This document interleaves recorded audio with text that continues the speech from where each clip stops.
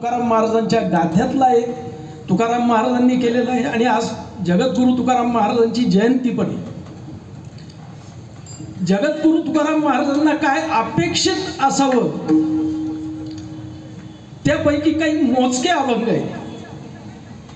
अभंगांमधून जगद्गुरु तुकाराम महाराजांनी भगवंताला कोणत्या प्रकारची भक्ती आवडते, ईश्वराला कशा प्रती आनंद होतो हे त्यांनी सांगितलेलं आहे. प्रस्तुतच्या अभंगातून त्यांनी पहिल्यांदा सांगितलेलं आहे की आपल्या हिताच्या ठिकाणी जो जागा आहे, आपल्या हिताच्या ठिकाणी जो जागृत आहे, त्याचे आई धन्य आहे, त्याचा बाप धन्य आहे, आई वडील दोन्ही धन्य आहेत. पहिल्या चरणामध्ये त्यांनी सांगितलं. दुसऱ्या चरणामध्ये त्यांनी सांगितलंय की ज्यांनी आपली संतती सात्विक केलेली, म्हणजे लहानपणापासून त्यांना हरिपाठाला आणलंय, भक्ती मार्गात आणलेलं आहे, लहान मोठ्यांची कशी पायरी ठेवायची ते सांगितलंय, सेवाभाव त्यांनी कळवलेला आहे. अशी जी सात्विक संतती ज्या आई वडिलांनी निर्माण केलेली त्यामुळे भगवंताला आनंद होतो. हे जगद्गुरु तुकाराम महाराज या चरणामध्ये सांगतात. जे गीता भागवत वाचतायत, श्रवण करतायत, नुसती गीता आणि भागवत श्रवण करून चालेल का? नाही चालत. त्याप्रमाणे ते वागण्याचा प्रयत्नही करतायत का? नाही तर पोथ्याच्या पोथ्या वाचल्या, घेतलं काय? काहीच.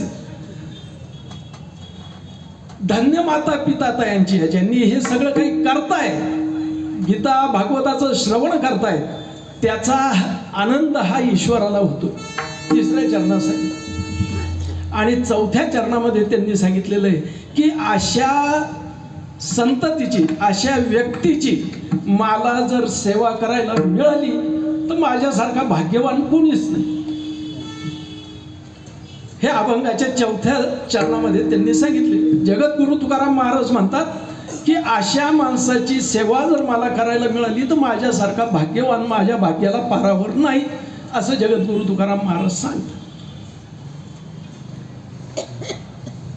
त्याच्यामध्ये त्यांनी जाता जाता एक शब्द वापरलाय शेवट, घडो. त्यांची घडो मज सेवा, घडो हा शब्द वापरलाय जगद्गुरु तुकाराम महाराजांनी. वाक्प्रचारामध्ये करणे, होणे आणि घडणे हे नेहमी तीन प्रकार आपण बघतो. एखादी गोष्ट करावी लागती, एखादी गोष्ट होती आणि एखादी गोष्ट घडते. हे तीन वाक्प्रचार. आता उदाहरण सांगायचं म्हटलं तर आपण यावर्षी दिंडी काढली. दिंडी काढली मग नुसती काढून चालेल का? घोषणा केली आपल्याला दिंडी काढायची, इथून आपल्याला त्र्यंबकेश्वरला जायचंय असं म्हणून चालेल का? त्याच्यासाठी प्रयत्न करावे लागले. किती वाजता प्रस्थान करायचं, कोणत्या तारखेला करायचं, कुठे नाश्ता करायचा, कुठे चहा प्यायचा, कुठे जेवण करायचं, कुठे मुक्काम करायचा, ज्या दिवशी दर्शन कधी घ्यायचं, कुशाव्रतावर आंघोळ कधी करायची, स्नान कधी करायचं, याचं सगळं. परत तिकडनं यायचं कसं, म्हणजे याच्यासाठी करण्यासाठी प्रयत्न करावे लागतात. एखादा उद्योगधंदा जर उभा करायचा तर त्याच्यासाठी प्रयत्न करावे लागतात. नुसतं घर बसल्या काही होईल का? काही होत नाही. त्याला धडपड करावी लागते, प्रयत्न करावे लागते. म्हणजे करणे याच्यामध्ये प्रयत्न हा प्रधान.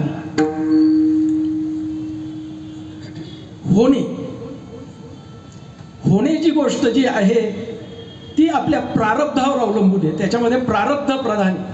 माझी 4 धाम यात्रा झाली, शरीराला कुठेही त्रास झाला नाही, काय माझं प्रारब्ध आहे बघा बा, माझ्याकडून ही सेवा घडली. म्हणजे होणे या गोष्टीला प्रारब्ध प्रधान. माझ्या जीवनामध्ये जर काही चांगले भोग असतील, माझं प्रारब्ध चांगलं असेल तर निश्चित माझ्याकडून चांगलं काहीतरी गोष्ट घडेल. मग होणे ही जी गोष्ट ही प्रारब्धावर अवलंबून आहे आपल्या स्वतःच्या, म्हणजे त्याच्यामध्ये प्रारब्ध प्रधान होणे ही गोष्ट आहे. आता घडणे ही गोष्ट अत्यंत दुर्लभ अशी. घडणे याला फक्त ईश्वराची कृपा प्रधान त्याच्यामध्ये पाहिजे. कृपा जर असली तरच ती गोष्ट घडती, अन्यथा ती गोष्ट घडत नाही. उदाहरण सांगायचं म्हणजे कसं की आपण हिमालयामध्ये खूप मोठा प्रलय झाला. केदारनाथजींचं जे मंदिर होतं त्याच्या आजूबाजूला ती अलकनंदा इतकी जोरात प्रवाही होत होती की आजूबाजूचं सगळं वाहून गेलं, माणसा सहित वाहून गेलं आणि फक्त मंदिर त्या ठिकाणी राहिलं. पण आता हे मंदिरही वाहून जातं का काय असं प्रत्यक्षदर्शी जे लोक होते त्यांना वाटू लागलं. पण तेवढ्यात एक प्रकार झाला की एक मोठी प्रचंड मोठी शिळा तिकडनं वाहत वाहत वाहत वाहत आली आणि मंदिरापासून काही अंतरावरती थांबली. त्यामुळे त्या नदीचे 2 प्रवाह झाले. म्हणजे त्या कुटुंबात सुद्धा 2 प्रवाह झाले की त्याचं ताकद संपती. तसे त्या प्रवाहाची सुद्धा ताकद जरा थांबली आणि ते मंदिर वाचलं. मग शास्त्रज्ञ आले आणि त्यांनी सांगितलं की शिळा कुठून आली, ही हिमालयातलीच होती का, मग ही कोणी आणून टाकली का. बरं आणून टाकत तर ती एवढी भव्य आहे ती उचलणं कोणाला शक्य नाही. बरं त्यांनी त्याच्यात दुर्बीण लावली की अशा प्रकारची शिळा हिमालयात आलीच कुठून. त्याचं अजून संशोधन चालू आहे का वरून टपकली काय माहीत नाही. पण आपण काय म्हणतो, हा चमत्कार काहीतरी घडला, हा दैवी संकेत काहीतरी घडला आणि त्या ठिकाणी ही अशी अघटित घटना झाली. अघटित म्हणजे काय, घटित नसलेली ती अघटित, अशी अघटित घटना झाली. ती दुर्लभांमध्ये मोडल्या गेली. आणि या ठिकाणी जगद्गुरु तुकाराम महाराजांनी शब्द वापरलेला आहे की घडो. आपल्या हिताशी जो जागा आहे, या अभंगामध्ये तुम्ही जागे व्हा हे जगद्गुरु तुकाराम महाराजांनी सांगितलं नाही. जे जागे आहेत त्याचा अत्यंत प्रसन्न चित्ताने त्याचं वर्णन आणि त्याची प्रशंसा केलेली या अभंगातून.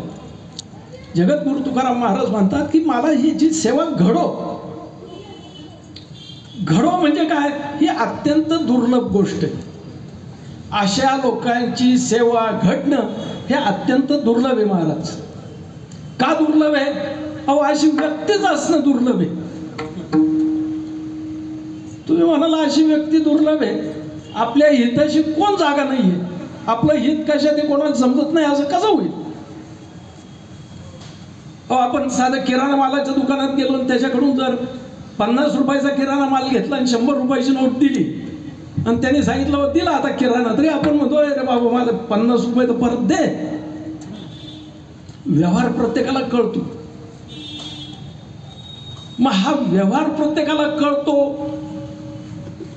मग जगद्गुरु तुकाराम महाराज म्हणतात की आपल्या हिताशी संबंधित असा जो व्यक्ती आहे त्याची सेवा मला घडो. म्हणजे या ठिकाणी काहीतरी मेघ आहे हे निश्चित झाले. आपल्या हिताशी जागृत व्यक्ती म्हणजे काय